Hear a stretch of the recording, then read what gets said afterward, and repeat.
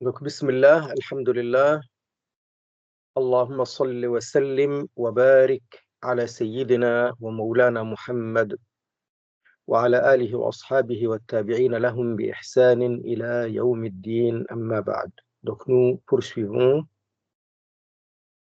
notre lecture de Al-Alfiya de Al-Hafiz Zainuddin Al-Iraqi, rahimahullah ta'ala. Nous sommes la troisième séance, normalement. Et nous sommes dans le chapitre de la filiation, la généalogie du prophète, alayhi as-salatu wassalam. Donc, on est arrivé hier au vers 30. Ce dernier était le fils de Nabet. Là, on parle depuis Adnan jusqu'à Ismaïl, jusqu'à Ibrahim, Ismaïl, alayhi salam, fils de Ibrahim, alayhi as-salam.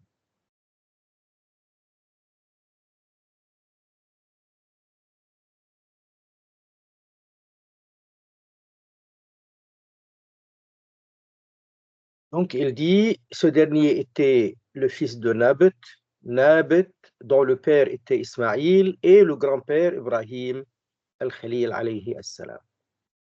Nous arrivons à sa parole, Ibrahim ibn Tarih, ay Azaru, wa huwa ibn Nahurin, wa hadha akharu, wa huwa ibn Sharukh ibn Arghu, Falakh, Abu Lahu. Falakh Abu Lahu, ibn Aybara, ibn Shalakh, etc. Donc Ibrahim était le fils de Tarah. Là, il va remonter depuis Ibrahim alayhi salam. Ibrahim était le fils de Tarah. Donc là, on a la version de qui? Une grande partie de ulama de tarikh, de l'histoire et de al-hadith al-sharif. Ibrahim était le fils de Tarah, autrement dit de Azar. Donc, d'après An-Nazm de l'Iraqi, Tarah, c'est lui-même Azar. Ibrahim ibn Tarahi, ay Azaru. Ay, autrement dit, c'est lui-même Azar. Dans le Coran al-Karim, Allah Azza wa Jal mentionne à plusieurs reprises Ibrahim et son père Azar. Son père Azar. Le terme père dans le Coran al-Karim, c'est Ab. إذ قال لأبيه إذ قال لأبيه آزر. Son père Azar. Donc Azar était le père. Azar était mushrik.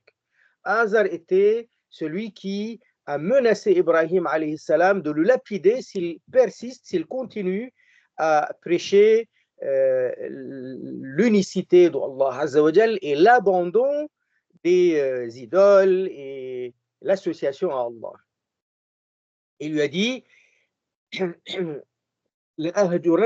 a dit لأرجمنك وهجرني مليا. لأرجمنك, je vais te lapider. وهجرني مليا, et écarte-toi de moi. Ça y est, on rompt le lien entre nous, mais longtemps. Ouais.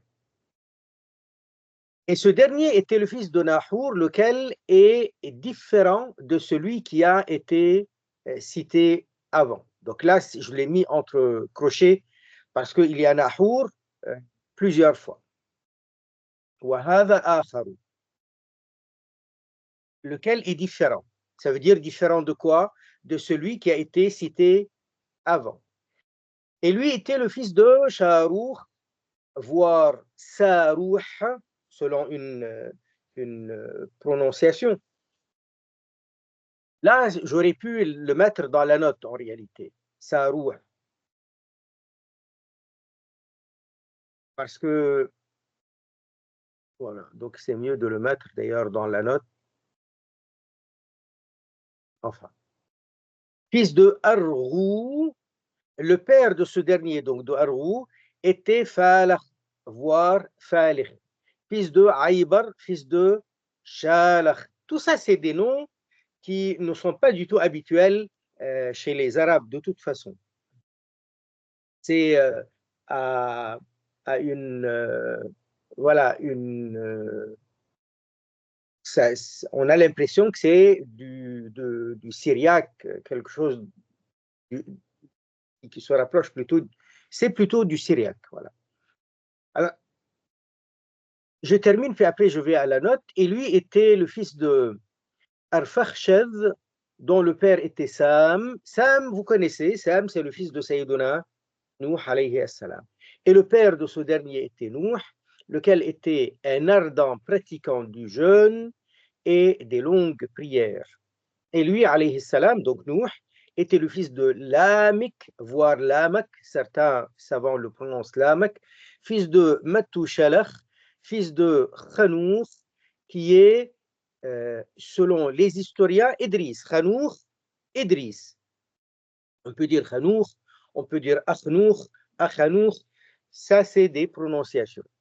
Idris, ils disent que son père était Yard ou Yarid, voilà. Ce dernier était le fils de Mahlil, fils de Qaynan, voilà. Ensuite, son père était Yanash, le père duquel était Shith, alayhi salam, dont le père était Adam, que notre Seigneur exalte son statut encore davantage et qui lui accorde encore davantage d'excellence. Je reviens à la page d'avant et voir les notes. Donc, Ibrahim était le fils de Tarah, autrement dit de Azar. La note. Ceci est très fréquent chez nous, muhaddithin et historiens. Néanmoins, l'imam As-Suyuti, rahimahullah, rejette cet avis et distingue Tarah de Azar.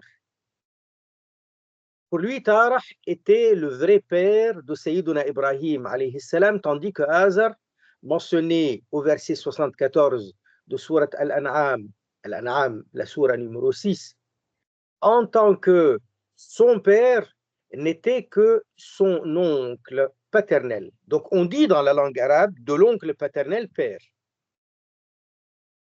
Et pas seulement dans la langue arabe. Mais dans la langue arabe, c'est très courant. On dit père, on l'appelle ab, pas walid. Al-walid, c'est le père qui a enfanté.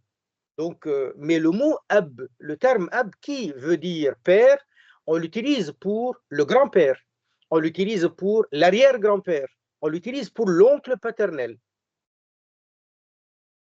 Très bien. D'ailleurs, on l'utilise aussi pour d'autres, par extension. Donc, Sayyiduna, enfin, l'imam As-Suyuti, il dit, lorsqu'il est dit dans le Coran, li abihi Azar, à son père Azar, donc père d'Ibrahim Azar, il dit, ici, il ne s'agit pas du père, vrai père, c'est l'oncle paternel, pas al-walid en tout cas, d'après l'imam As-Suyuti. Pour lui, Tarah était le vrai père de Sayyiduna Ibrahim alayhi salam, tandis que Azar, mentionné au verset 74 de Surat Al-An'am, numéro 6, en tant que son père, n'était que son oncle paternel. Et c'est quelque chose de courant. En effet, il est courant dans les traditions et dans la langue, l'acceptation, les traditions. Donc les traditions, pas seulement arabes, hein, arabes, moyen-orientales, et même ailleurs, j'imagine, et dans la langue, l'acceptation de l'usage de père, du terme père, de la désignation père pour l'oncle paternel. L'imam As-Suyuti, rahimahullah ta'ala, détaille son opinion et l'été, ça veut dire un été, enfin, étayer quelque chose, ça veut dire l'appuyer, lui donner des supports, des arguments, quoi. Dans Al-Hawi lil-Fatawi, dans un long exposé pour prouver qu'aucun des pères, aïeux et ancêtres, aussi loin soit-il, voilà, soit-il, là c'est voilà, les ancêtres, depuis son propre père jusqu'à Sayyiduna,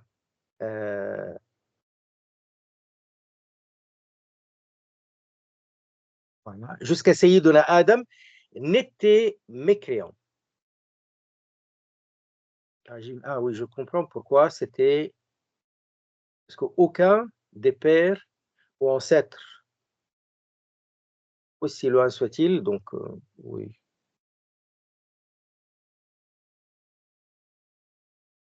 Le père, voilà. Depuis son propre père jusqu'à Sayyiduna Adam n'était mécréant, même plutôt, mais plutôt croyant. Ça, c'est ce que veut prouver l'imam As-Suyuti. Moi, j'ai déjà vu dans le tafsir du Coran de l'imam As-Suyuti, mais pas le tafsir qu'on appelle tafsir al-Jalalayn, plutôt Ad-Durr al-Mansour. Mais Ad-Durr al-Mansour, il a la particularité de rapporter, ça veut dire il ne fait pas de tafsir euh, comme, comme on a l'habitude, ça veut dire il ne prend pas les mots, les verbes, les phrases pour les expliquer de lui-même. Il va nous rapporter les versions qui ont été rapportées soit du prophète, alayhi salatu wassalam, soit des sahaba, soit des tabi'in. Donc il va mettre les chaînes de transmission et les textes de ceux qui ont commenté. Donc il fait des exposés, si vous voulez. Il mentionne, il rapporte les tafsirs qui ont été rapportés avec des chaînes de transmission. Et donc, dans Ad-Durr al-Mansour, quand il parle de Ibrahim, il dit que fils de Hazar. Il parle de Hazar en tant que père. En tout cas, ça se comprend parce que dans Ad-Durr al-Mansour, il n'est pas en train de faire l'analyse lui-même. En tout cas, voilà. Cet avis, c'est le sien. Cet avis, il est, il est beau, quoi. C'est une très belle étude qu'il a faite, mais ça ne veut pas dire que cet avis est une unanimité. Voilà, c'est pas une unanimité. On trouve beaucoup de ulama de tafsir au Coran passer outre, et là, on le voit bien. Tarah, c'est lui-même Hazar, d'après l'imam al-Iraq.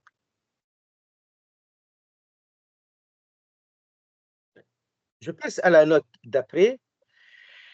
La note 29, et lui était le fils de Sharour, voire Sarouh. طيب.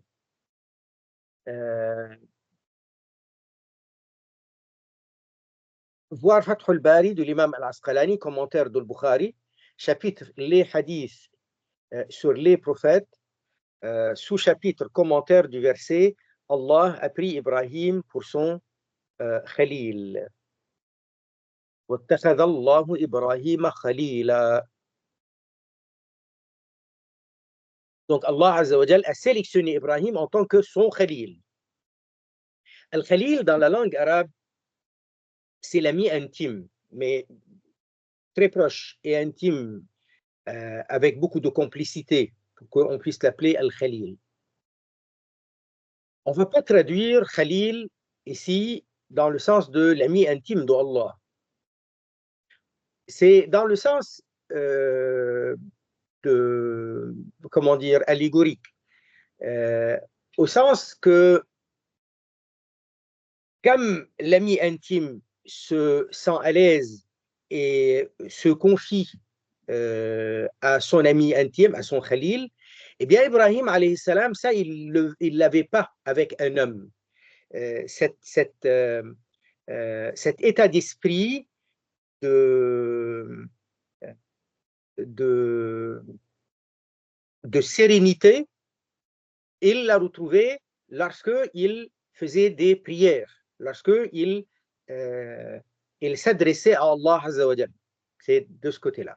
C'est-à-dire, on va dire Al-Khalil d'Allah, on va garder le terme Al-Khalil, et pour dire celui qui trouvait sa sérénité dans la prière et dans l'invocation d'Allah.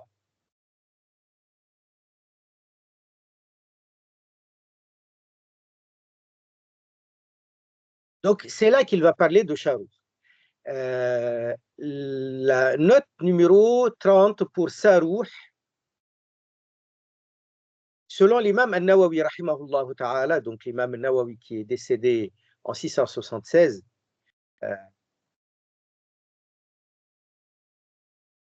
dans ses amali, selon ce que précise l'imam Al-Ujhuri Al-Maliki dans son commentaire de Al-Alfiya.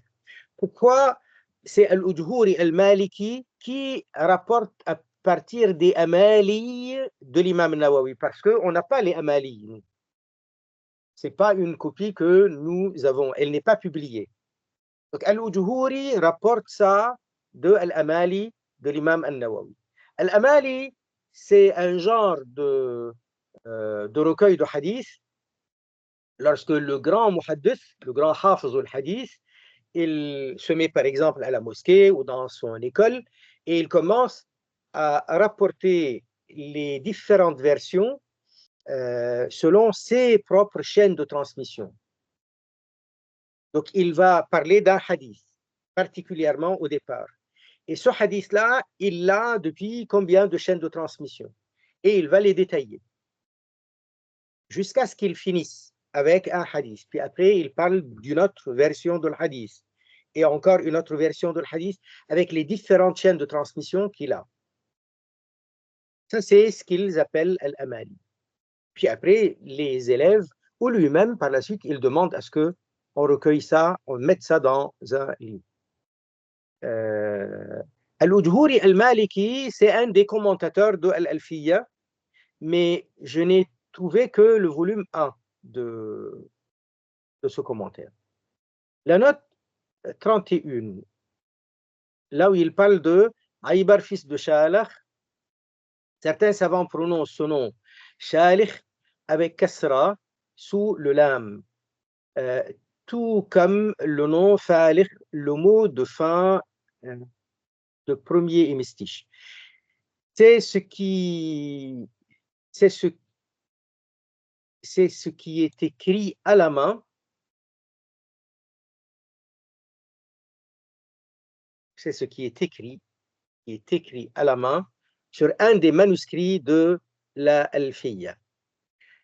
Voilà. Donc, on a le manuscrit de l'Alfiya et c'est marqué comme ça, c'est ajouté à côté, précisé à la main que c'est avec une kasra. A priori, c'est l'écriture de l'Hafiz al-Iraqi lui-même. Oui. Ça, c'est la note, voilà, la note 32 pour la Mak, selon l'imam Ibn al-Mulaqqin al-Shafi'i, dans son توضيح على الجامع الصحيح. L'imam Ibn al-Mulaqqin al-Shafi'i, il a un livre célèbre, commentaire de Sahih al-Bukhari. Donc il l'appelle al-Tawdih. Ceci nous ramène. Pourquoi c'est important l'histoire de Azar? Pour l'imam As-Suyuti, cette histoire, elle est importante parce qu'au départ, lui, il s'est insurgé par rapport à certains abus concernant le père du prophète, les parents du prophète Muhammad sallallahu alayhi wa sallam. Certains osent dire les parents du prophète sont mécréants, mouchriquines et ils sont en enfer. L'imam Suyuti et beaucoup d'autres ulama se sont insurgés pour dire que le texte que nous avons dans le Sahih de Muslim, il est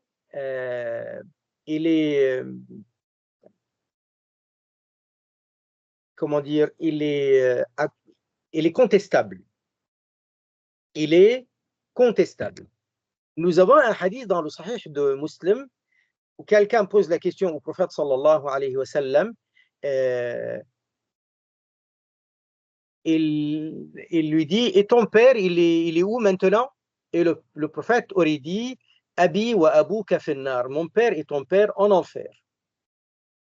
Alors l'imam Suyuti, lui, il dit, il y a un problème. Il y a là, il y a quelque chose de pas normal. Il y a quelque chose qui est polémique sur ce texte-là, sur cette façon de répondre. Parce que le même hadith, il est rapporté avec des chaînes de transmission plus solides encore, où il n'y a pas la mention de mon père en enfer. Et il pense qu'il y a ce qu'on appelle shudud. C'est quoi shudud? C'est lorsque nous avons un texte, un matn, ça veut dire le texte qu'on attribue au prophète, alayhi salatu wassalam, rapporté selon d'autres chaînes de transmission, avec le même hadith, avec, par rapport au même contexte, par rapport à la même histoire, et nous avons deux textes différents. Deux textes qui se ressemblent mais qui sont différents. C'est-à-dire avec une précision qui est quand même importante, manquante dans les autres versions. Donc ça nous donne à hésiter, ça nous donne à douter. Est-ce qu'effectivement le prophète a prononcé cette précision-là? En l'occurrence, en ce qui concerne son père, alayhi as-salatu wassalam. Et l'imam As-Suyuti, il prouve avec sa méthode de muhaddith, avec les chaînes de transmission et avec les autres versions, que ce texte-là, dans le Sahih de Muslim, il est shadh, il est controversé, parce que ce même hadith, il est rapporté selon d'autres versions, avec des chaînes de transmission parfois plus fortes encore que celles choisies par Muslim, où il n'y a pas la mention de mon père en enfer. Et puis après, le shuzuz, c'est ça. Le shuzuz, ça veut dire qu'il y a eu à un moment donné une mauvaise compréhension de l'un des rapporteurs, et donc il a rapporté, il a nié le texte, il a confondu. Il y a eu une confusion, donc il a dit quelque chose qui n'avait pas été prononcé par le prophète, alayhi salatu wassalam, par confusion de l'un des rapporteurs. Comme ça existe ailleurs. Ça, c'est ce qu'on appelle ash-shuzuz. Et on peut aussi comprendre ce hadith. Et puis après, donc l'imam Suyuti, il va loin jusqu'à dire non seulement les parents du prophète sont croyants, ils sont au paradis, et il va le prouver dans cette étude dont je vous ai parlé, mais il va remonter jusqu'à Adam. Donc il va passer par Ibrahim, qui est un ancêtre du prophète, alayhi salatu wassalam. Et là, il va avoir un problème majeur, parce que dans le Coran, on parle de Azar et Azar mushrik, mécréant. Et nous avons des hadiths authentiques qui parlent de Azar qui finira en enfer. Dans Al-Bukhari et dans d'autres recueils, que Azar sera au jour dernier jeté en enfer. Que Ibrahim alayhi salam, au jour dernier, il vient et il tient par sa main Azar. Et il s'adresse à Allah Azza wa Jal, il dit à Allah. Bien sûr, quand on dit il vient, il se place dans un endroit quelconque pour invoquer Allah. Ça ne veut pas dire qu'Allah Azza wa Jal serait quelque part. Allah mawjoud bila makan, bien entendu. Donc il s'adresse à Allah, il fait donc son droit, il dit à Allah, tu m'as promis que tu m'accorderas que je n'aurai pas al-khizi yawm ad-din. Wala tukhzini yawm ad-din. Wala tukhzini yawm ad-din, ça veut dire ne me fais pas la honte yawm ad-din, au jour dernier. Et Allah Azza wa Jal dira à Ibrahim alayhi salam, donc il lui fera savoir, il lui fera donc que un mushrik, la parole d'Allah Azza wa Jal ne change pas. Un mushrik n'ira pas au paradis, donc il va être en enfer. Mais pour ne pas décevoir Ibrahim alayhi salam, Azar sera transformé, donc il deviendra donc il aura donc la forme d'une hyène. Il trouvera une hyène à la place. Et c'est cette hyène-là qui sera jetée en enfer. Comme ça, donc, on ne lui montre pas qu'on a jeté Azar tel qu'il est à l'image humaine.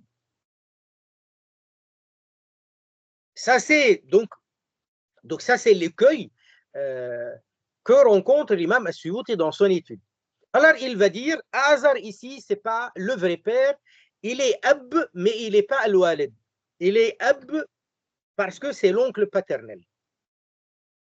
Alors, il va avoir le même problème, mais pas autant, pas aussi grave pas aussi difficile euh, par rapport à Abdul Muttalib. Parce que très souvent, nous avons les textes qui parlent de Abdul Muttalib comme étant un mushrik. Mais lui, il dit Abdul Muttalib était mushrik. Puis après, à la fin de sa vie, il a abandonné Ashirk, il a arrêté d'adorer les idoles et il considérait la croyance de l'unicité divine. Donc, il est devenu muwahhid. Ça, c'est l'imam Suyuti. Il trouve donc des hadiths, des textes qui prouvent cela et il remonte jusqu'à arriver à Azar.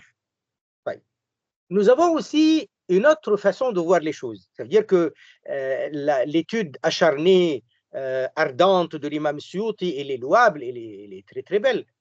Mais nous avons, par rapport au texte de Sahih Muslim, là je ne parle pas de Azar, je parle de Abdullah, le père de Sayyiduna Rasulullah sallallahu alayhi wa sallam. Lorsqu'il était dans le hadith, Abi wa abuka finnar, mon père et ton père en enfer. Alors, est-ce qu'on est obligé de penser que même si ce texte-là était avéré, mais mon père et ton père, ça peut vouloir dire Abu Talib, comme ça peut vouloir dire Abdul Muttalib. Ce n'est pas obligé que ce soit Abdullah. Parce que Al-Ab, effectivement, il désigne non seulement le père, Al-Walid, celui qui a enfanté, pas qui a enfanté, parce que ça veut dire il est le géniteur, si vous voulez. Donc, il pourrait être avéré, Abi wa abuka finnar,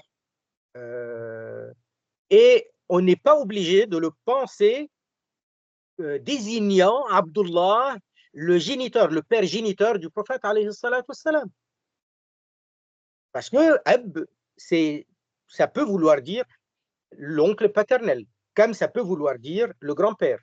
Alors pourquoi ne pas le considérer ainsi? À partir du moment où vous avez des possibilités de comprendre, donc il y a ihtimal. Ihtimal, ça veut dire des possibilités. Alors, à partir de là, donc, on ne peut pas prouver à partir de ce hadith-là qu'on parle bien de Abdullah. C'est bien? Ils disent dans la langue arabe, إذا ثبت الاحتمال بطل الاستدلال. إذا ثبت الاحتمال بطل الاستدلال. Donc, lorsque on prouve qu'il y a plusieurs possibilités, plusieurs explications possibles, donc on ne peut pas l'utiliser comme une preuve pour l'une ou l'autre. Ça peut être l'une ou l'autre, une possibilité ou l'autre. إذا ثبت الاحتمال, donc il y a la possibilité de plusieurs sens, hein, de plusieurs compréhensions différentes. بطل الاستدلال, donc prendre l'une ou l'autre comme preuve et tombe et caduque. Très bien. Maintenant, en ce qui concerne le père lui-même, Abdullah, nous n'avons aucune preuve dans les textes qu'il était mushrik, qu'il adorait les idoles. Et nous avons en parallèle la preuve tangible dans le Coran à plusieurs que le peuple de Sayyidina Rasulullah sallallahu alayhi wa sallam, dans lequel il a été envoyé en premier lieu, ça veut dire les Quraysh et les Arabes, ça veut dire son peuple le plus proche, les Quraysh et ensuite les Arabes, et ailleurs d'ailleurs, étaient loin de connaître la révélation. Donc ils n'étaient pas au courant de la révélation. Allah Azza wa Jal dit par exemple Ma atahum min nadhir. Ma atahum min nadhir. Ils n'avaient pas reçu un nadir, un avertisseur. Et dans Surat Yassine, vous avez لِتُنذِرَ قَوْمًا مَا أُنذِرَ آبَاؤُهُمْ فَهُمْ غَافِلُونَ, afin que tu avertisses un peuple مَا أُنذِرَ آبَاؤُهُمْ, dont les parents et les ancêtres, enfin, voilà, les ancêtres ou les parents n'avaient pas reçu d'avertisseur. فَهُمْ غَافِلُونَ, et ainsi ils sont loin de connaître. Al-ghafla, c'est voilà, donc ils ne connaissent pas, ils sont distraits, ils ne connaissent pas. Donc nous avons la preuve qu'il fait partie de ces abats-là, de ces ancêtres, des parents, qui n'avaient pas reçu de navire et qu'il appartenait à un peuple de Ghafilin. Comment vous voulez qu'on considère quelqu'un qui n'est pas mukallaf parce qu'il n'a pas reçu l'avertissement comme étant mushrik, et on a la preuve, soi-disant, qu'il serait en enfer. On ne peut pas prendre un texte comme celui-ci qui peut vouloir parler de Abu Talib, qui peut désigner, selon une signification correcte dans la langue arabe et dans la charia, pouvant désigner Abu Talib et non pas Abdullah. Pourquoi le prendre comme si c'était une condamnation de Abdullah? Pourtant, nous avons en parallèle des textes clairs, explicites, qui considèrent que Abdullah, il fait partie de ce peuple-là qui n'avait pas reçu de navire, d'avertisseur, et donc, et Allah Azza wa Jal, il dit aussi dans le Coran al-Karim, وَمَا كُنَّا مُعَذِّبِينَ حَتَّى نَبْعَثَ رَسُولًا. Nous n'allons pas châtier avant d'avoir envoyé un navire, un avertisseur. Donc, on ne peut pas prendre ce texte-là, même s'il était avéré. C'est-à-dire que, même à supposer qu'on n'a pas pris la peine de faire comme l'imam As-Suyuti, on ne peut pas prouver à partir de ce hadith que Abdullah était un mushrik et qu'il est en enfer. Voilà. Je ne sais pas si j'ai été trop long ou... voilà. Ensuite, on arrive à la page suivante. Donc, son père était Yanash, le père duquel était Shith, donc, dont le père était Adam, que notre Seigneur exalte son statut encore davantage et qui lui accorde encore davantage d'excellence. Ça, c'est pour Adam alayhi salam. Shith, à savoir, était le fils de Sayyiduna Adam alayhi salam, qu'il a eu tout seul. Le seul qui est venu seul, qui n'est pas venu avec une sœur jumelle, Shith alayhi salam. Et Shith veut dire en syriaque cadeau, don, offre. Et il l'a reçu après avoir perdu Habil. Quand Qabil a tué Habil, Qabil, les deux frères, l'histoire entre les deux frères qui est mentionnée dans le Coran al-Karim, donc l'un a tué l'autre, Habil a été tué, Allah Azza wa Jal a donné Shith après. Et Shith était prophète messager, un nabi et rasoul. Et nous sommes tous issus de Nuh alayhi salam. Et Nuh alayhi salam, il est, comme vous avez vu, il est descendant d'Idris. Et Idris, il est descendant de Shith. Et Shith est le fils de Adam. Donc nous pouvons nous vanter de dire, en disant, enfin vanter, excusez-moi le terme, je le dis comme ça ironiquement, enfin, comme, pas pour me moquer, au contraire, mais je veux dire que ça ne prouve pas que nous sommes bien ou pas bien, mais nous pouvons dire, nous avons dans nos ancêtres à nous, obligatoirement, forcément, Nuh alayhi salam, prophète, Idris alayhi salam, prophète, Shith alayhi salam, prophète, et Adam alayhi salam, prophète.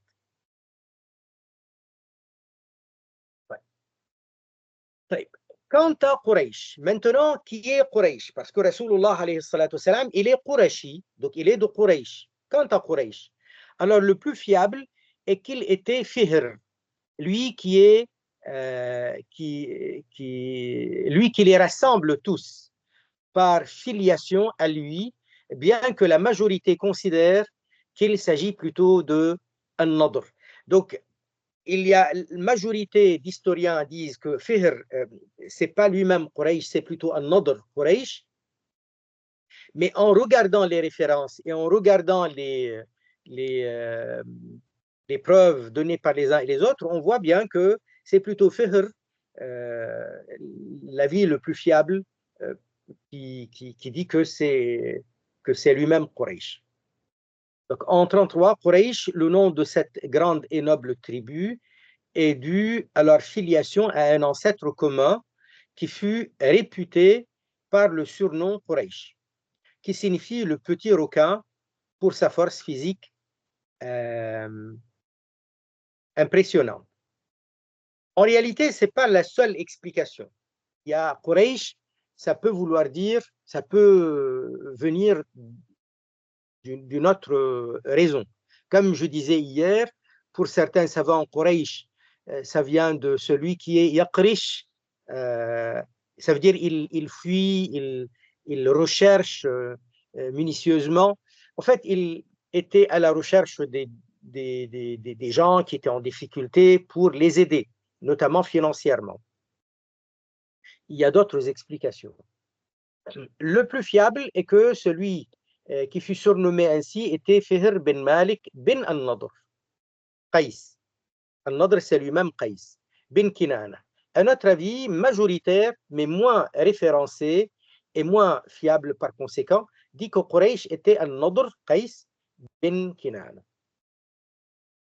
Donc, et la note 34, l'ancêtre en commun entre As-Sayyida Amina bint Wahb et Sayyidi Abdullah bin Abd al-Muttalib, les parents de Rasulullah sallallahu alayhi wa sallam, et Kilab bin Murrah. Donc l'ancêtre en commun entre Sayyida Amina et Abdullah, son mari, donc les parents du prophète alayhi salatu salam, et Kilab bin Murrah. Donc si je reviens ici, voilà, donc là vous avez Abdullah, fils de Abd al-Muttalib. D'accord? Fils de Abd al-Muttalib. Fils de Hashim, fils de Abd Manaf. Fils de Qusay. Qusay avait un frère Zuhra. Très bien? Zuhra était le père de Abd Manaf, un autre Abd Manaf, qui était le père de Wahb, il était le père de Wahb et de Wuhayb d'ailleurs. Wahb et Wuhayb. Le père de Amina, la mère du prophète alayhi as-salatu wassalam. Donc il dit l'ancêtre commun, c'est Kilab. Le père de Qusay et de Zuhra était Kilab. C'est ça ce qu'on a.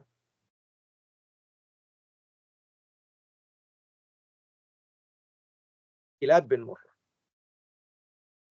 Donc on arrive maintenant, est-ce que vous avez des questions avant de poursuivre?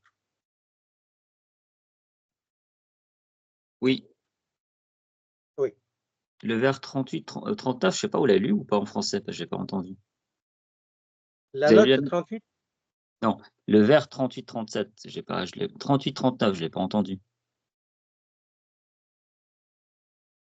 Ah oui, oui, c'est vrai. Je ne les ai pas lus. Quant à Quraysh, alors le plus fiable est qu'il était Fihr, etc. Ensuite, sa mère était Amina, fille de Wahb, fils de Abd Manaf, lequel était donc son grand-père à elle. Ce Abd Manaf là. Pas Abd Manaf qui est dans l'affiliation du prophète sallallahu alayhi wa sallam, du côté de son père. Voilà. Et lui était le fils de Zuhra, fils de Kilab. Et ce dernier est son ancêtre commun avec son père à lui, alayhi as-salatu wassalam. Et voilà, c'est ça qui a justifié la note numéro 34. C'est bon? Oui, j'ai deux questions. Oui. C'est quoi la différence entre le mot Qirsh et Quraysh? Qirsh et Quraysh. Qirsh, si on prend l'avis qui dit Qirsh veut dire le requin, Quraysh serait le diminutif. Sera le diminutif, pas serait. le diminutif de Qirsh, Quraysh. Ça veut dire petit requin. Qirsh, c'est le requin. Quraysh, petit requin. Dans la langue arabe, tu as cette façon de faire le diminutif d'un nom quelconque. Tu dis par exemple,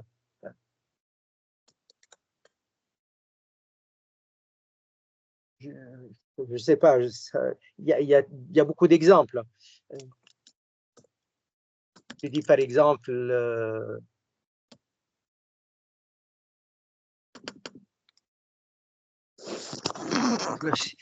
tellement il y a des exemples, je ne sais pas pourquoi ça ne me revient pas, pourtant il y en a. Voilà, voilà, donc comme ça, Qirsh, Quraysh. D'accord. Et la dernière question, c'est juste quand on dit le Quraysh, c'est la tribu la plus noble, comment vous l'expliquez à Hamid, des gens? Humayd, voilà. Comment? Quand on dit aux gens que le Quraysh, c'est la tribu la plus noble des tribus arabes, comment on l'explique aux gens autrement? La noblesse, Noble. pas dans le sens qu'ils sont les meilleurs. Attention. La question de la noblesse, ça veut dire ceux pour qui ils avaient beaucoup plus de respect. D'ailleurs, quand on parle de la noblesse un peu partout dans le monde, on parle par exemple de la noblesse des rois, des monarques, etc. C'est une noblesse, c'est une considération dans le sens d'un statut social. Mais ici, on n'a pas de roi. Les Quraysh, ce n'étaient pas des rois. Les Arabes, ils étaient une communauté, surtout les Arabes de l'Hijaz. Les Arabes du Yémen, il y avait des monarchies. Les Arabes du Nord, en Irak aussi, il y avait des monarchies. Il y avait, il y avait donc des États, etc. Les Arabes, dans le milieu de ce qu'on appelle l'Arabie, et notamment Al-Hijaz, ces tribus-là, c'était des entités qui fonctionnaient avec un chef, avec des dignitaires. Ils se consultaient, voilà, ce qu'on peut appeler la démocratie d'ailleurs. Donc, ils prenaient la décision collectivement, euh, les dignitaires. Et les dignitaires chez les Arabes qui sont considérés ainsi plus que les autres, c'était plutôt les Quraysh, parce qu'ils sont descendants directs d'Ismaïl, qui est le fils d'Ibrahim. Ils sont, depuis leur existence, ils sont très respectés parce que aussi, ils ont été les protecteurs donc, du lieu saint de Mecca, de la Kaaba, ceux qui organisent le Hajj et la Umrah, etc. Et pour d'autres raisons, c'était des hommes d'affaires respectés, donc ils avaient un respect particulier pour les Quraysh, pour toutes ces raisons-là.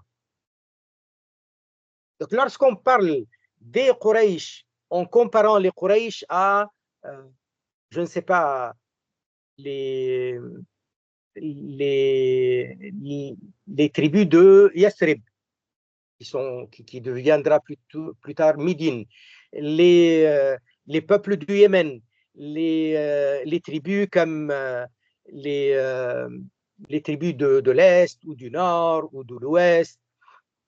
On a par exemple les Banu Kalb, les Banu Tamim. C'est des tribus arabes connues. Donc, si on va poser la question aux Arabes, laquelle des tribus a le plus de respect de toutes ces tribus de l'Arabie, tout le monde va désigner Quraysh. C'est dans ce sens-là. C'est clair? Très clair, barakallahu fik. Donc, à ne pas confondre, quand on est en train de parler de la plus digne, ça veut dire c'est un statut social par rapport au respect. Et effectivement, quand on remonte les aïeux du prophète, alayhi salatu wassalam, ils sont tous des chefs, des gens dignes, des gens qui étaient très respectés et qui avaient beaucoup de qualités. C'est pas qu'ils sont meilleurs que d'autres ancêtres, à ne pas confondre euh, ces deux sens.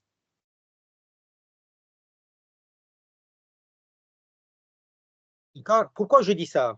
Parce que si je dis que les ancêtres du prophète Mohammed sallallahu alayhi wa sallam, nous avons qui?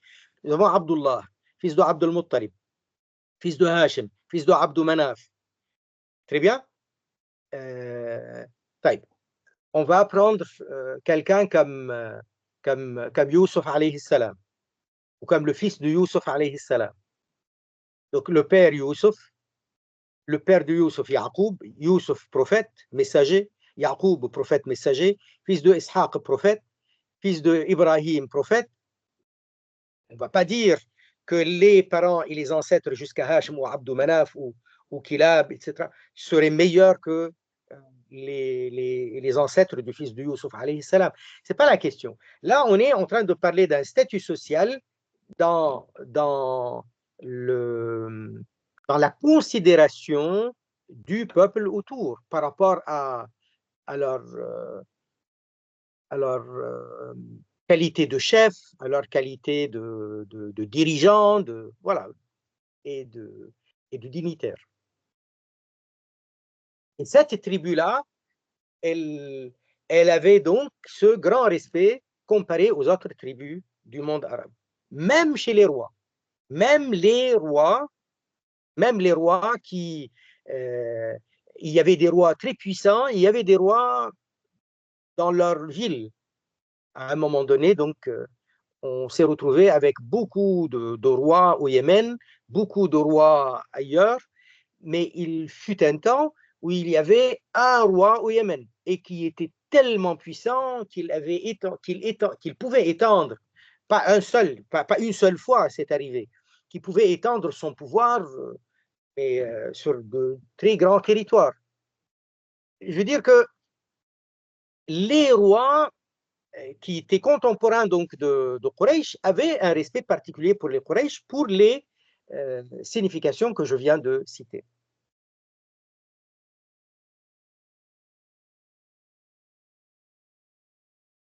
Très bien. Oui, c'est bon.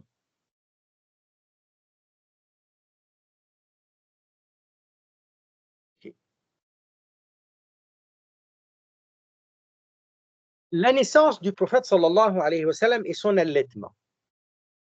Donc, وولد النبي عام الفيل أي في ربيع الأول الفضيل ليوم الاثنين مباركا أتى لليلتين من ربيع خلتا, etc. Le prophète sallallahu alayhi wa sallam est né en l'an de l'éléphant, et plus précisément au cours de Rabi' al-Awwal honorable. Ce fut un lundi béni, la deuxième nuit de Rabi' al-Awwal. La deuxième, voyez bien? La deuxième selon cet avis. Il fut dit aussi que c'était plutôt au 12 du mois. Donc ça, c'est un autre avis. Et c'est l'avis le plus connu d'ailleurs, que c'est le 12. D'autres ont dit que c'était une longue période après l'an de l'éléphant. Il y a des historiens qui ont dit non, ce n'est pas l'année de l'éléphant, c'est beaucoup plus tard, plusieurs années plus tard. Voilà. 40 ou 30 ans plus tard. Mais cet avis différent a été rejeté par des spécialistes, par les spécialistes. Tandis que d'autres l'ont juste considéré peu fiable. Je peux dire donc des spécialistes. Je comprends pourquoi j'avais dit des spécialistes. En le mettant au monde, ça veut dire que pour eux, l'année de l'éléphant était beaucoup plus tôt que ce que nous, on a l'habitude de citer. En le mettant au monde, elle vit, donc là on parle de Sayyida Amina, elle vit une lumière sortant d'elle grâce à laquelle elle put observer les palais de Bousra qui en furent éclairés. À sa naissance, ses yeux étaient bien ouverts et son regard fixait le ciel. L'année de l'éléphant, la note 35, en référence à l'année où Abraha, l'Abyssin, marcha avec une armée précédée par un grand éléphant de Sana'a le nord du Yémen, jusqu'aux environs de la Sainte Mecca. Donc, en fait, il n'est pas arrivé dans la ville de Mecca. Il est arrivé dans les environs de la Sainte Mecca, du côté de Arafat, donc du côté de At-Taïf, venant du côté de At-Taïf. Donc, il descend et il s'arrête vers Muzdalifa. C'était là qu'il avait campé. Pas très loin de Mecca, en tout cas. Dans le but de détruire la Kaaba Sharifa. Mais c'était plutôt son armée qui fut détruite par les cailloux de Sijil, puis en enfer, que leur lançaient les oiseaux ababiles. Ce qui correspond à l'année 571 grégorienne.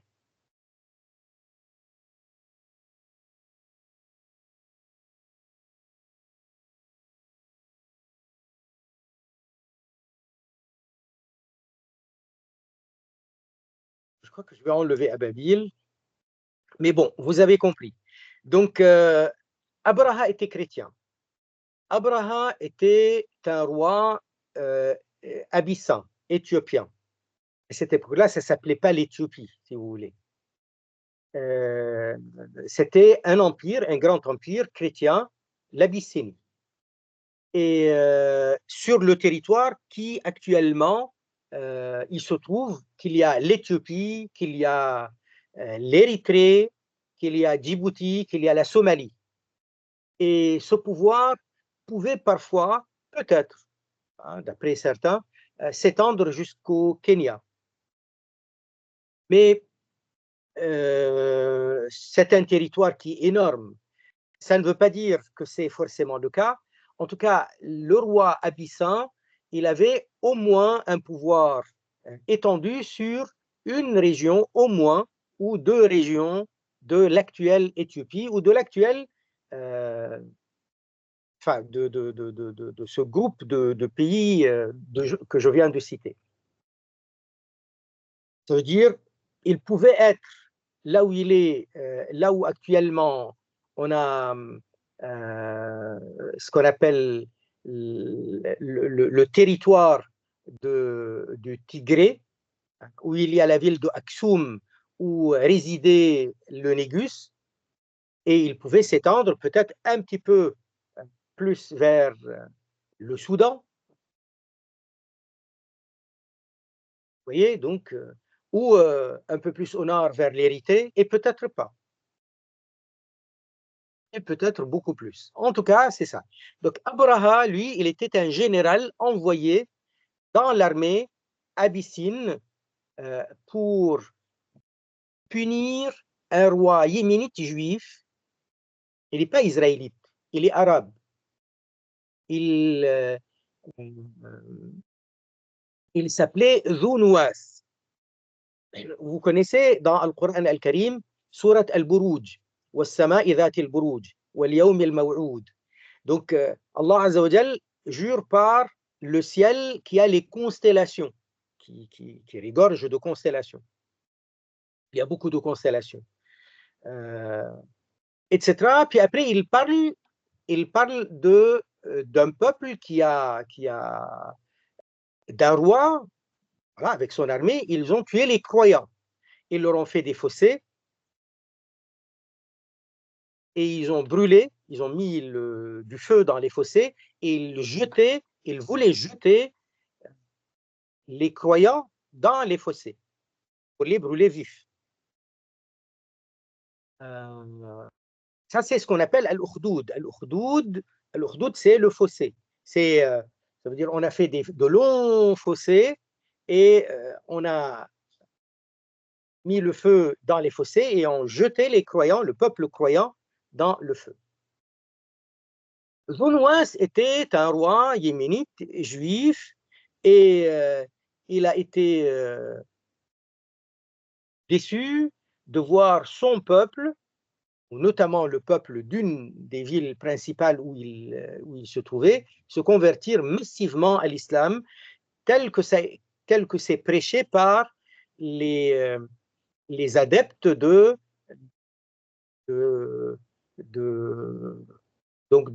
message de Sayyiduna Isa alayhi as-salam. C'était pas à l'époque de Isa, c'était bien après, c'était quelques siècles plus tard. C'était probablement une quarantaine, une cinquantaine d'années avant la naissance du prophète Muhammad sallallahu alayhi wa sallam. D'accord?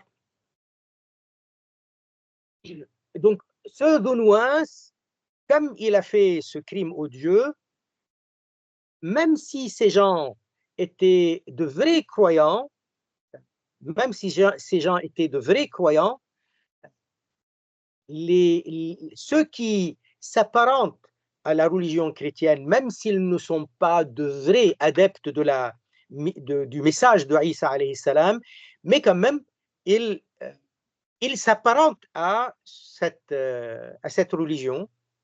Ils étaient très en colère, que ce soit les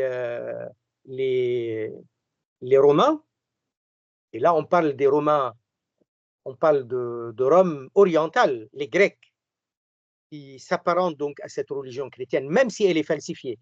Ceux de Sanaa ou du Yémen, ils s'étaient convertis convenablement à un adepte du message de Isa alayhi salam, et c'était un saint, celui qui les a convertis. C'était un jeune, et il a réussi à les convertir.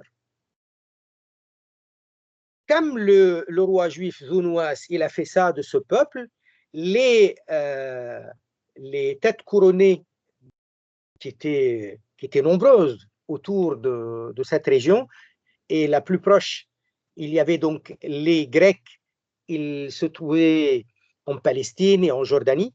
Ça ne s'appelait pas la Jordanie encore, mais bon, ils étaient là. Et il y avait beaucoup plus proche l'Éthiopie. C'est très proche du Yémen, ou plutôt l'Abyssinie. Donc, les Grecs n'étaient pas intéressés par une campagne contre le Yémen, mais c'est plutôt les Abyssins qui étaient sur l'autre côté de la mer, sur l'autre côte. Et donc, le roi de là-bas a envoyé une armée pour punir Dhunwas. Effectivement, dans cette armée, il y avait un général, il s'appelait Abraha, et ils ont réussi à battre l'armée de Dhunwas. Et Dhunwas, lui, il a fui. Il était sur un cheval, il a fui, il s'est dirigé dans la mer, il est entré dans l'eau de la mer et il s'est noyé. Donc depuis ce moment-là, les Abyssins, ils étaient en Sanaa. Ils étaient donc au Yémen. Ils avaient conquis la région. Ça ne veut pas dire que les Yéménites étaient contents. Certaines tribus peut-être, mais pas forcément tout le monde. Le temps passe et Abraha, chrétien, il voulait détourner les Arabes de l'adoration du respect de la Kaaba et de la religion habituelle. Et donc, il a été à la tête d'une armée pour arriver jusqu'à la Kaaba, pour détruire la Kaaba, pour leur détruire leur religion et pour les obliger à se convertir au christianisme.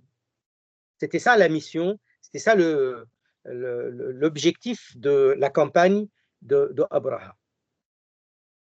Donc, arrivé dans les alentours de Mecca, il était encore menaçant jusqu'à ce que Allah Azza wa Jal lui envoie les oiseaux ababil. Alors, ababil, pourquoi j'ai dit que je vais l'enlever?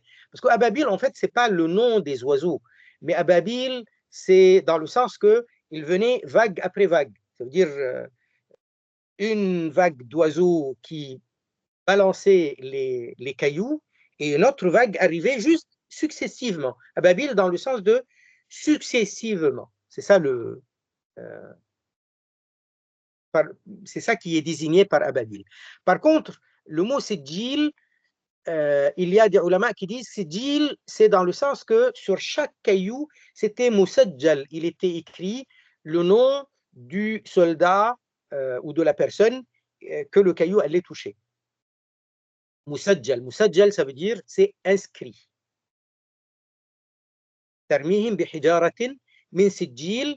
Donc des hijara, des cailloux de sijil. Sijil, musajjal alayha. Donc c'est inscrit dessus le nom de la personne que le caillou allait toucher. Effectivement, quand le caillou tombait sur une personne, le caillou le transperçait, enfin le tuait.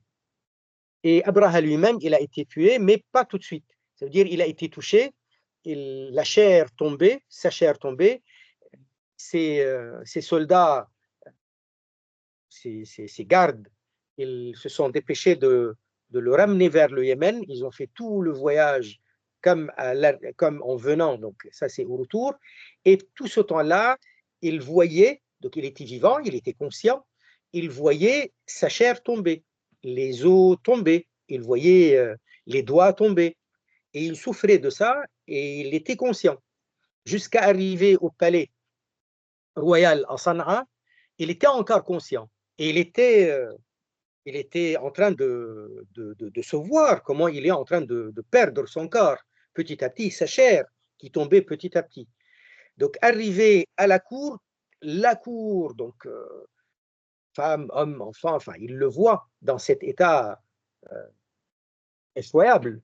Et c'est là que son cœur explose et il meurt. Très bien, donc ça c'est l'année de l'éléphant. On l'a appelé ainsi. Et d'ailleurs, après la défaite et après cette déroute de cette armée à cause, enfin grâce aux oiseaux ababiles, aux oiseaux donc arrivant successivement, il y a eu des rescapés de cette armée.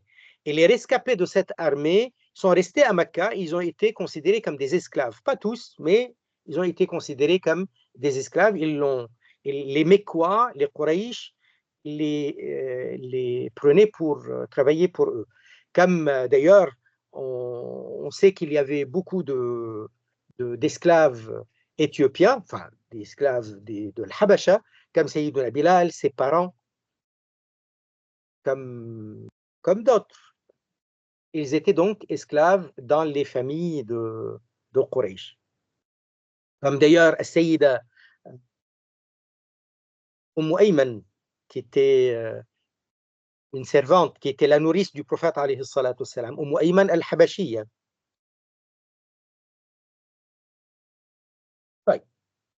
Ça, donc ensuite la note, quand on parle de la deuxième nuit ou 12e nuit, donc on a la naissance était au terme de la nuit, ça veut dire à la fin de la nuit au Fajr. La note 37, et c'est bien cet avis, donc le 12, quand on dit le 12 Rabi'ul Awwal, c'est bien cet avis-là qui est le plus fiable et le plus connu. Donc quand on dit après, en le mettant au monde, elle vit, donc on parle de sa mère, Bousra, on parle de Bousra, elle a vu les palais de Bousra, une ville au sud de la Syrie, très près de la frontière nord de la Jordanie. La ville est très célèbre, il y a beaucoup de vestiges de l'Antiquité, elle avait connu des royaumes arabes avant d'être prise par les Romains. Elle est à plus de 1200 km au nord de la Sainte Mecque.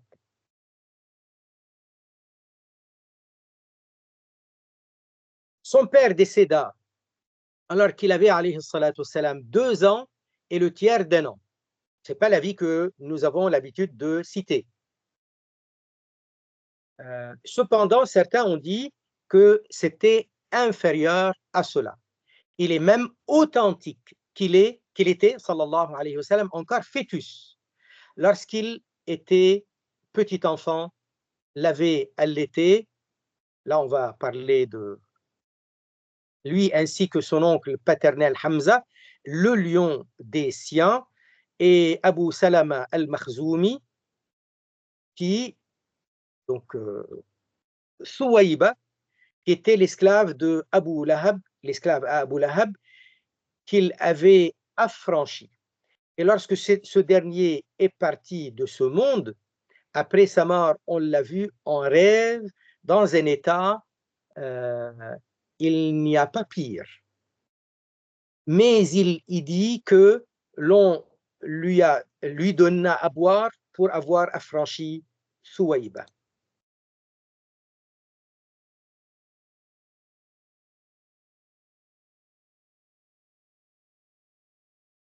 Je reviens.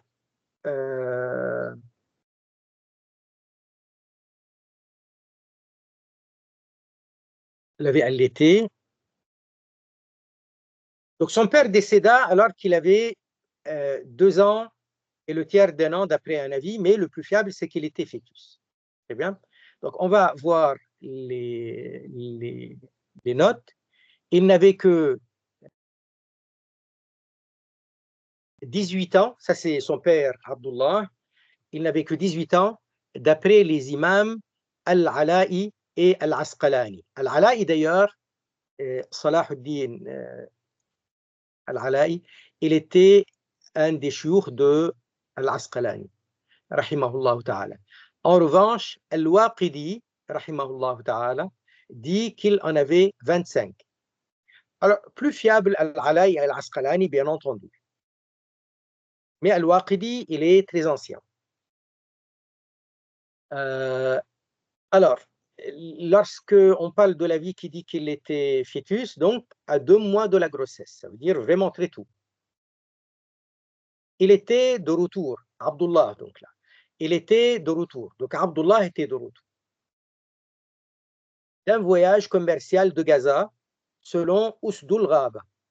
Il fit halte à Yathrib pour rendre visite à la famille de sa grand-mère, la mère de Abdul Muttalib.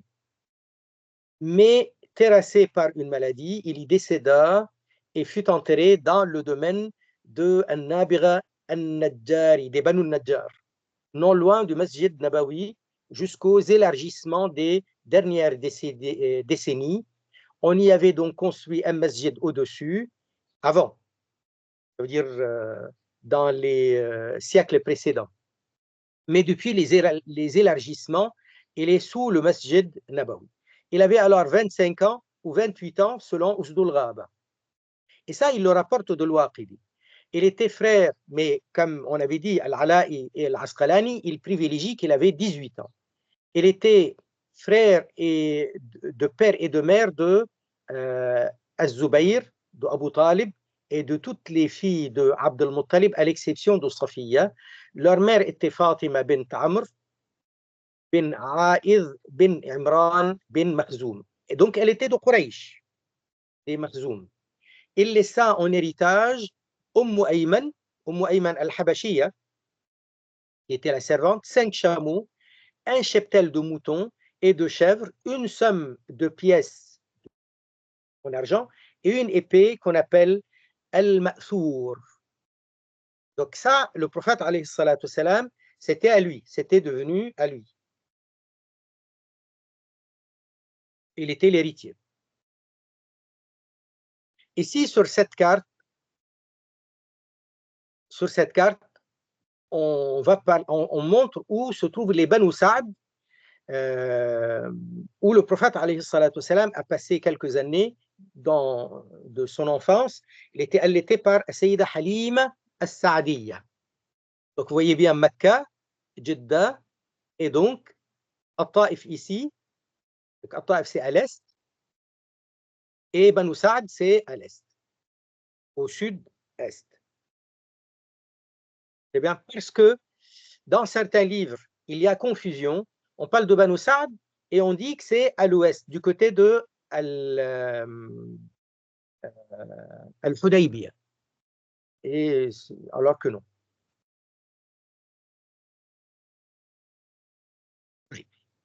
Donc Souaïba, qui était l'esclave de Abu Lahab, elle était à lui au départ, ainsi que son oncle paternel Hamza, qui était donc encore pareil d'un âge contemporain de Rasulullah alayhi salatu wassalam, le lion des siens, et Abu Salama al-Makhzoumi, c'était son frère de lait, Abu Salama al-Makhzoumi. Abu Salama al-Makhzoumi, il est resté ami avec le prophète alayhi salatu wassalam, et quand le prophète s'est annoncé prophète, il s'est converti à l'islam, lui comme son épouse السيدة هند المخزومية. Et Hind al-Makhzoumiya, Salama, qui plus tard, après le décès de Abu Salama, le prophète, il se marie à elle, elle devient al-Mu'minin, Sayyida Salama al-Makhzoumiya. Souaïba, qui était l'esclave à Abu Lahab, qu'il avait affranchi, et lorsque ce dernier est parti de ce monde, donc on parle d'Abu Lahab, il est mort. Après sa mort, on l'a vu en rêve, on raconte que c'était Al-Abbas qu'il a vu en rêve. Mais on n'est pas sûr, on n'a aucune certitude. Dans un état, il n'y a pas pire, vraiment lamentable. Mais il y dit que, donc Abu Lahab, il dit à celui qui a rêvé, il lui dit, on m'a donné à boire pour avoir affranchi Souaïba, parce que quand Souaïba était venu annoncer à Abu Lahab que Muhammad alayhi salatu wassalam est né, il était tellement content, il avait affranchi Souaïba. Et donc, dans ce rêve-là, soi-disant, Allah Azza wa Jal aurait donné à boire à Abu Lahab pour ce geste-là. Pourtant, il est mushrik. Et le mushrik, il ne reçoit pas de miséricorde de la part d'Allah Azza wa Jal après la mort. Et c'est un rêve, on ne sait pas qui a rêvé. Et même si c'était un vrai rêve, et c'était Al-Abbas qui avait rêvé, c'est pas avec un rêve qu'on va contredire les enseignements du Coran. Ce n'est pas avec un rêve qu'on va faire une exception à la règle qui a été annoncée explicitement dans le Coran et dans la Sunna.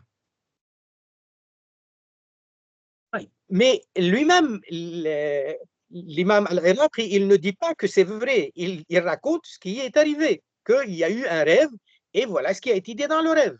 Il ne dit pas que, effectivement, Abu Lahab, il va être dans la miséricorde, ne serait-ce que pour boire un peu.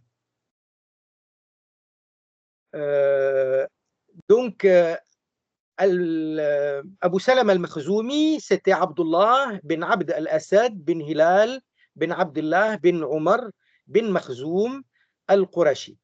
Bin Makhzoum, ça veut dire il est Makhzoumi al-Qurashi. Sa mère était Barra bint Abd al-Muttalib, donc la tante paternelle du prophète sallallahu alayhi wa sallam. Il était l'ex-mari de al-Mu'minin, al-Sayyida Salama, Hind bint Abi Umayya bin al-Mughira de Banu Makhzoum. Donc, elle de Banu Makhzoum, comme son mari de Banu Makhzoum. Radiyallahu anha. Abu Salama était, tout comme son épouse, de parmi les premiers musulmans des Sahaba, radiyallahu ta'ala anhu, ayant fait la hijra à Al-Habasha et ensuite à Médine. Abu Salama, radiyallahu ta'ala anhu, est décédé en l'an 4 suite à des blessures au cours de la bataille d'Uhud. En fait, il n'est pas décédé aussitôt. C'est-à-dire, il est revenu de Uhud, il était vivant. Il était gravement blessé, mais il était toujours vivant. Et malgré les blessures, le prophète, alayhi salatu salam, il l'avait envoyé dans une autre expédition après. Et donc, dans cette expédition, après Uhud, il n'avait pas été de nouveau blessé, mais c'est là-bas qu'il est décédé. L'imam Al-Bukhari, donc là on parle de l'histoire de Abu Lahab, l'imam Al-Bukhari relate le récit de ce rêve sans préciser qui l'aurait vu. Il ne dit pas Al-Abbas ou un tel ou un tel. Il serait Al-Abbas selon certains commentaires. Abu Lahab, il dit qu'on lui aurait allégé la souffrance le lundi avec une petite goutte d'eau pour avoir affranchi Souaïba le lundi de la naissance du prophète sallallahu alayhi wa sallam en guise de reconnaissance puisqu'elle lui avait annoncé cette bonne nouvelle. Mais même au cas où ce rêve est avéré, même au cas où ce rêve était avéré, il ne vaudra qu'une parole d'un mécréant dans un rêve quelconque. Ça vaut quoi, la parole d'un mécréant dans un rêve quelconque?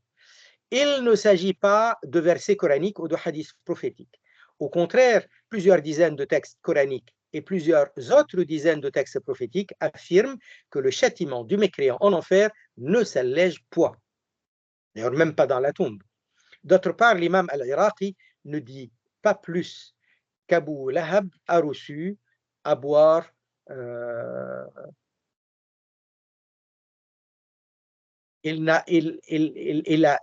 donc ne dit pas plus qu'Abu Lahab a dit avoir reçu. Voilà, a dit avoir reçu. À boire pour cet affranchissement. Donc il n'a pas dit que c'est arrivé. Il n'a pas parlé d'allègement qui lui surviendrait en enfer chaque lundi. Donc après elle, après Souaïba, c'était Halima As-Saadiya qui l'avait allaitée, et ainsi elle a gagné la perle brillante. Elle a gagné grâce à lui ô combien d'abondance, ça veut dire de bénédiction, largesse, vie paisible et subsistance. Il est resté, sallallahu alayhi wa sallam, dans les demeures des Saad, des Banu Saad, bin Bakr, chez elle, 4 ans, période au cours de laquelle elle récoltait les fruits de son sort heureux. Mais lorsque Jibril alayhi salam lui a ouvert la poitrine, ça veut dire quand il était petit, il était venu avec Mikaïl. Ils lui ont ouvert la poitrine, il était encore très petit, a priori vers l'âge de 4 ans. Ils lui ont sorti le cœur, ils l'ont lavé, ils l'ont remis en place. Et donc les enfants autour, ses frères et sœurs de lait, avaient vu les 2 hommes le prendre. Donc ils sont partis précipitamment pour le dire à leur mère. Halima, elle retourne, elle le voit seul, mais elle le voit pâle. Elle lui dit qu'est-ce qui t'est arrivé, il lui a raconté. Elle a eu peur que ce soit des djinns, alors elle a décidé de le ramener à Amina, sa mère. Mais lorsque Jibril alayhi salam lui a ouvert la poitrine, elle a eu peur pour lui, peur d'un mal qui pourrait lui arriver.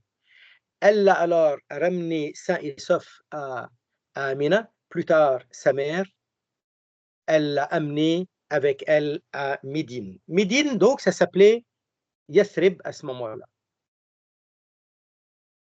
Après elle, donc après Souaïba, elle veut dire de le saint prophète, alayhi salatu wassalam, quand il parle de lui, son allaitement à lui. Et quand on parle de Médine, la ville sainte s'appelait Yathrib à cette époque. On a commencé à l'appeler Médine, Al-Madina, ou Madinat al-Nabi, ou Al-Madina al-Munawwara, ou Taïba, ou Taba, une fois que le prophète sallallahu alayhi wa sallam s'y établit suite à sa hijra sharifa. Je vais m'arrêter là. Est-ce que vous avez des questions? Oui. Oui. La note de bas de page 42, vous ne l'avez pas lue. La note de bas de page 42.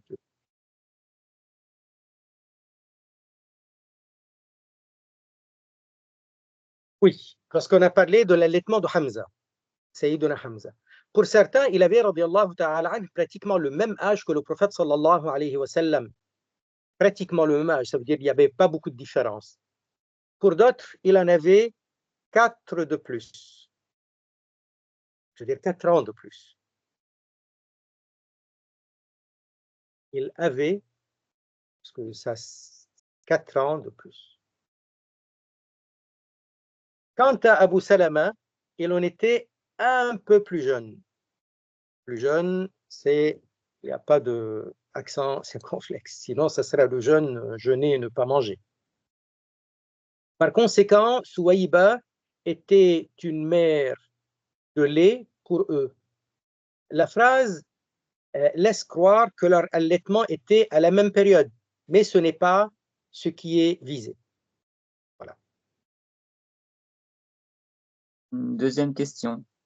Mm-hmm. Vous avez écrit à la note 41, Yathrib, vous avez écrit Yathrib.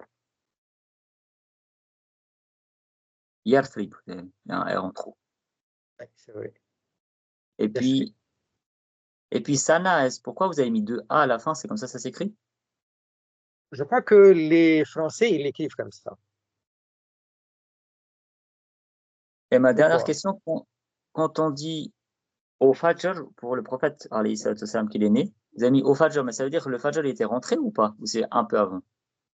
Parce que tu vois bien que la naissance, c'est un processus. Oui. Donc, elle commence à le mettre, il sort petit à petit, l'enfant. Mais parce qu'on dit la nuit. Apparemment, le début de la naissance, c'était au point de le Fajr. Peut-être quelques instants avant, et ça a continué. Il est sorti totalement. C'était le moment de le Fajr qui avait déjà été entamé. Mais pourquoi on dit alors la nuit? Parce que c'était encore la nuit. C'est ça ce que je voulais dire. Ça veut dire que peut-être que ça a commencé à la fin de la nuit et ça a continué pendant le Fajr et il est sorti. C'était le Fajr entamé. La naissance, c'est pas une seule seconde. La naissance, ça prend du temps. L'enfant, il ne sort pas en une fraction de seconde. Ça prend des minutes, plusieurs minutes. Barakallahu fik.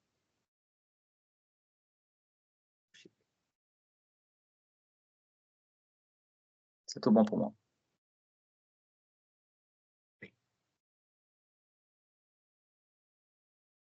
بارك الله فيكم سبحان الله والحمد لله ولا إله إلا الله لا إله إلا الله لا إله إلا الله لا إله إلا الله اللهم صل على سيدنا محمد وعلى آله وصحبه وسلم رب اغفر للمؤمنين والمؤمنات سبحان ربك رب العزة عما يصفون وسلام على المرسلين والحمد لله رب العالمين بارك الله فيكم آمين وفيك شيخي السلام عليكم ورحمة الله وبركاته.